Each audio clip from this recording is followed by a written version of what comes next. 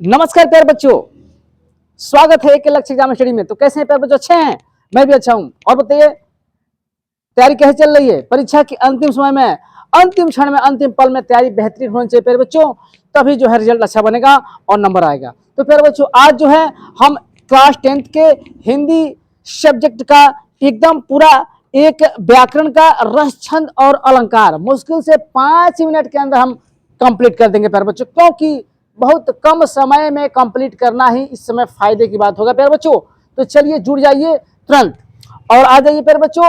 हम आज शुरू करेंगे रस, छंद और अलंकार। मात्र 5 मिनट का वीडियो रहेगा प्यारे बच्चों और 5 मिनट में सारा चीज हम लोग डिस्कस कर लेंगे। जो 6 नंबर का नंबर आपको मिलेगा, 6 नंबर या 7 नंबर जो भी हो, इससे मिल जाएगा प्यारे बच्चों। तो देखिए स्क्रीन पर दिख रहा है प्यारे बच्चों, रस, छंद और अलंकार, ये तीनों चीज जो है बहुत ही कम समय हम कंप्लीट करेंगे। पहले हम लोग उठाते हैं रस। पहले रस को देखते हैं प्यारे बच्चों। रस तो हाई स्कूल में यानी कक्षा 10 में रस 2 ही पढ़ना है प्यारे बच्चों, फालतू की चीजें नहीं पढ़ना है, क्योंकि अब समय नहीं है कि हम और चीजें पढ़ें। हमको 2 ही रस पढ़ना है, एक हास्य रस प्यारे बच्चों, हास्य रस, और एक करुण रस। तो हास्य रस का स्थायी भाव प्यारे बच्चों क्या होता है? हास्य रस का स्थायी भाव हास होता है प्यारे बच्चों, याद रखेंगे। ये भी क्वेश्चन बना हुआ है, सिर्फ स्थायी भाव पूछ लेता है, यानी हास्य रस का स्थायी भाव हास होता है। और दूसरा है प्यारे बच्चों करुण रस। करुण रस का स्थायी भाव जो होता है वो शोक होता है प्यारे बच्चों। तो उम्मीद है कि ये दोनों बातें क्लियर हो गई होगी प्यारे बच्चों, हो गई होगी। यानी हास्य रस का स्थायी भाव हास और करुण रस का स्थायी भाव शोक। ये रट लीजिए प्यारे बच्चों, रट लीजिए, यहीं से क्वेश्चन बन जाता है, बहुत जाने की जरूरत नहीं है कहीं। अब यहां देखिए मुख्य चीज बता रहे हैं कि रस के मुख्य 4 अंग या अवयव होते हैं। ध्यान देंगे प्यारे बच्चों, रस के मुख्य 4 अंग या अवयव होते हैं या घटक होते हैं। कौन कौन होते हैं प्यारे बच्चों? तो वो है अस्थायी भाव। पहला है क्या? अस्थायी भाव प्यारे बच्चों, पहला अस्थायी भाव। दूसरा क्या है? विभाव है। तीसरा क्या है? अनुभाव है। और चौथा क्या है? इस संचारी भाव या इसी को बोलते हैं व्यभिचारी भाव। तो इस तरह से प्यारे बच्चों कभी कभी यही पूछ देता है कि रस के मुख्य अवयव या अंग कितने होते हैं, तो यही से क्वेश्चन बन जाता है 4 अंग। कितना? 4 अंग। और कौन कौन होता है? तो अस्थायी भाव, विभाव, अनुभाव और संचारी भाव या व्यभिचारी भाव, ये 4 होते हैं प्यारे बच्चों। तो इस तरह से रस के बारे में हम लोग इंट्रोडक्शन पढ़ लिया। और रस किसे कहते हैं? रस का मतलब हो कविता पढ़ने, नाटक देखने से जो आनंद प्राप्त होती है उसे हम रस कहते हैं प्यारे बच्चों। और यहाँ से क्वेश्चन आप लोगों को बन जाता है, मिलता है पेपर में, आप लोग देख लेंगे। तो इस तरह से हम लोगों ने हास्य करुण रस के बारे में जाना। अब हम लोग इसका थोड़ा डिटेल जानेंगे, हास्य रस किसे कहते हैं, करुण रस किसे कहते हैं, और इसका एग्जाम्पल क्या होता है जो परीक्षा में आता है। हालांकि ये भी सब आता है।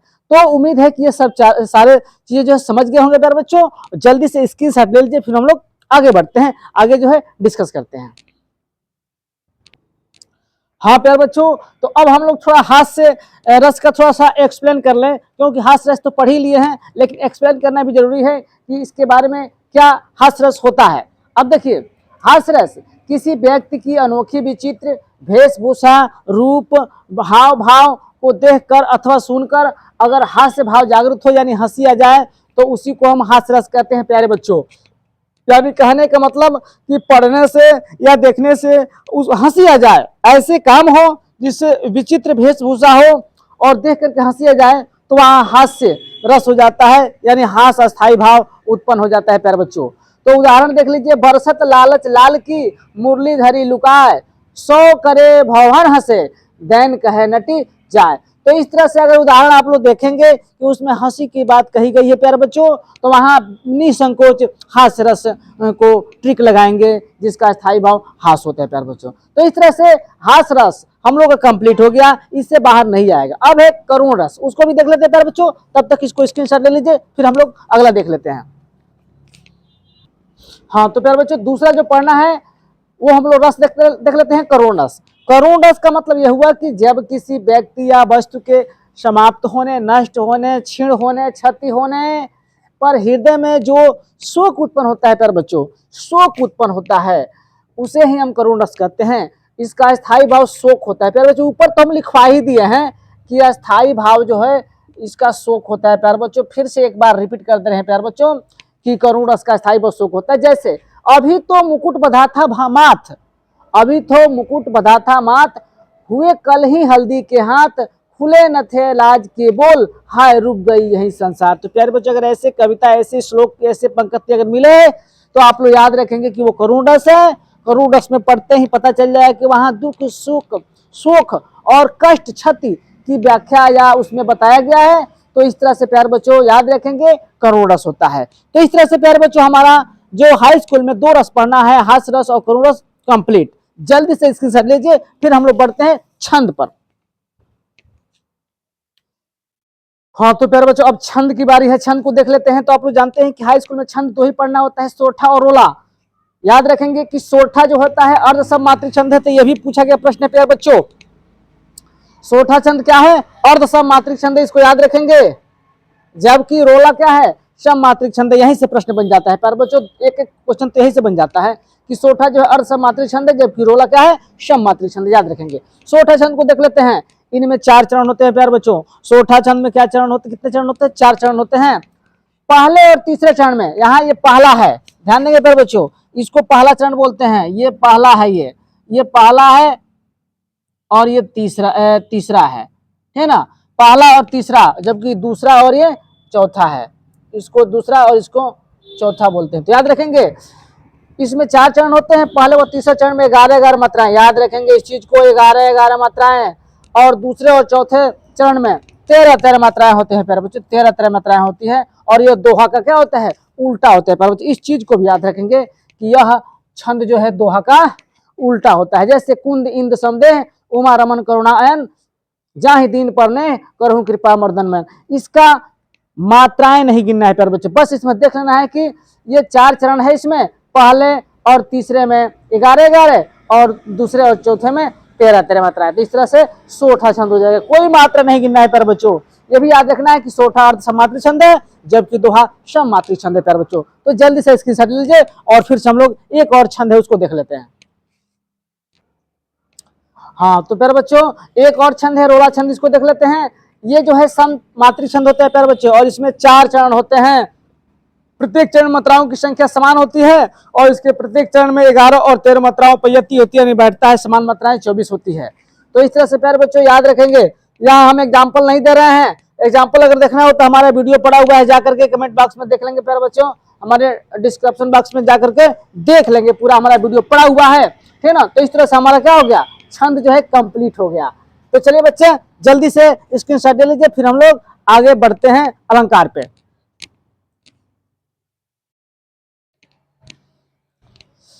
हाँ तो प्यारे बच्चों, अब हम देख लेते हैं अलंकार। प्यारे बच्चों समय कम है, इसलिए फर्स्ट डिवीजन करना है। अलंकार, अलंकार का संधि विच्छेद करें तो अलम धन कार होता है प्यारे बच्चों। अलंकार का मतलब क्या होता है? अलम धन कार। ये भी क्वेश्चन बना हुआ है, प्रश्न ध्यान देंगे प्यारे बच्चों, ये भी क्वेश्चन पेपर में आप लोगों को बना है, इसलिए अलंकार का मतलब अलम धन कार से लेंगे। काव्य की शोभा बढ़ाने वाले तत्वों को अलंकार कहते हैं प्यारे बच्चों। अलंकार का अर्थ आभूषण से होता है प्यारे बच्चों, याद रखेंगे, अलंकार का अर्थ आभूषण से होता है। अलंकार का क्या होता है? आभूषण। और इसका संधि विच्छेद की बात करें तो अलम धन कार होता है प्यारे बच्चों। क्या होता है? अलम धन कार होता है, इसको याद रखेंगे, अलम धन कार। चलिए अब हम लोग को ये देखना है कि 10 में कितना अलंकार पढ़ना है प्यारे बच्चों। तो 10 में मात्र 3 अलंकार पढ़ना है, ज्यादा बहस करने की जरूरत नहीं है प्यारे बच्चों। कौन कौन अलंकार पढ़ना है? तो एक पढ़ना है उपमा, एक पढ़ना है हमारा उपमा। दूसरा क्या पढ़ना है बच्चों? रूपक, रूपक पढ़ना है बच्चों। तीसरा क्या पढ़ना है? उत्प्रेक्षा। अब देखिए ये 3 अलंकार हम लोग को पढ़ना है, तीनों को बहुत ही कम समय में हम लोग डिस्कस कर लेते हैं, जो परीक्षा में आप लोगों के उपयोगी साबित होगा फिर बच्चों। तो जल्दी से स्क्रीनशॉट ले लीजिए, फिर हम लोग तीनों अलंकार चुटकियों में खत्म करते हैं प्यारे बच्चों।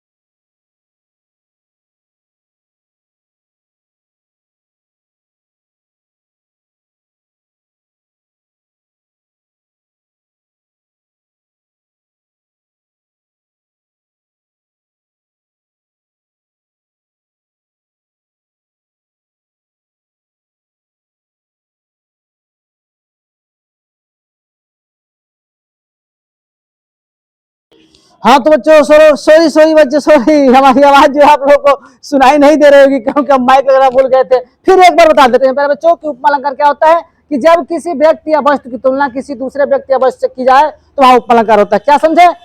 एक व्यक्ति वस्तु की तुलना दूसरे व्यक्ति वस्तु से किया जाए तो वहां उपमा अलंकार होता है। जैसे यहाँ ट्रिक समझिए, सा सी सम इसमें आता है। इस उदाहरण में सा से सिम आना एकदम अनिवार्य है। जैसे सागर सा गंभीर हृदय हो, गिर सा ऊंचा हो जिसका मन, यानी इसमें सा सी और आया हुआ है, इसलिए क्या है उपमा अलंकार है प्यारे बच्चों। तो इस तरह से बहुत कम समय में हमने क्या कर दिया, उपमा अलंकार को कवर कर दिया, खत्म कर दिया। जल्दी से स्क्रीनशॉट लीजिए, फिर हम लोग दो और अलंकार को समाप्त करते हैं।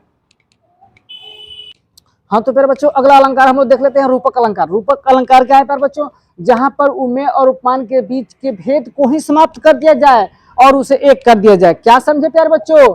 यानी इसमें कोई भी भेद ना हो और उसको एक कर दिया जाए तो वहां रूपक अलंकार होता है। और ट्रिक इसमें क्या याद रखेंगे, इसमें दो शब्दों के बीच योजक चिन्ह ध्यान रखेंगे प्यारे बच्चों होता है। जैसे उदित उदयगिरी मंच पर रघुवर लाल पतंग, विकसे संत सरोज सब हर्षे लोचन। यहाँ देख रहे हैं संत सरोज के बीच में योजक चिन्ह है। तो इस तरह से प्यारे बच्चों रूपक अलंकार में ट्रिक याद करेंगे कि दो शब्दों के बीच योजक चिन्ह होता है प्यारे बच्चों। इस तरह से ये आपका रूपक अलंकार समाप्त हो गया। एक और अलंकार है, जल्दी से स्क्रीनशॉट ले लीजिए, फिर हम लोग वो कंप्लीट कर देते हैं। हाँ तो प्यारे बच्चों एक और लास्ट अलंकार है प्यारे बच्चों, उत्प्रेक्षा अलंकार देख लेते हैं। जहां पर अप्रस्तुत को ध्यान देंगे, यहाँ पे जहां पर अप्रस्तुत को प्रस्तुत मान लिया जाए वहां उत्प्रेक्षा अलंकार होता है। और इसका ट्रिक क्या है प्यारे बच्चों? मनु मानो जनु जानो मनोहो जनहो, ये सब शब्द आता है। जैसे सखी सोहत गोपाल के उर गुंजन की माल, सोहत बाहर सोहत मनु पिए दावा नल की ज्वाल। तो इस तरह से प्यारे बच्चों ये उत्प्रेक्षा अलंकार होगा यहाँ पे। तो इस तरह से प्यारे बच्चों हम लोग रस छंद और अलंकार बहुत ही कम समय में 10 मिनट में हम लोग कंप्लीट कर दिए। तो प्यारे बच्चों ये वीडियो कैसे लगा कमेंट बॉक्स में कमेंट करेंगे। और हाँ ये परीक्षा से पहले 10 मिनट पहले भी तैयारी कर लेंगे, आप लोग के ये कंसेप्ट दिमाग में एकदम बैठ जाएगा। इस तरह से आप लोग अच्छे से अच्छे नंबर जो है प्राप्त कर सकते हैं। तो ये वीडियो कैसे लगा कमेंट बॉक्स में जरूर कमेंट करेंगे। तब तक लिए बाय बाय, सी यू।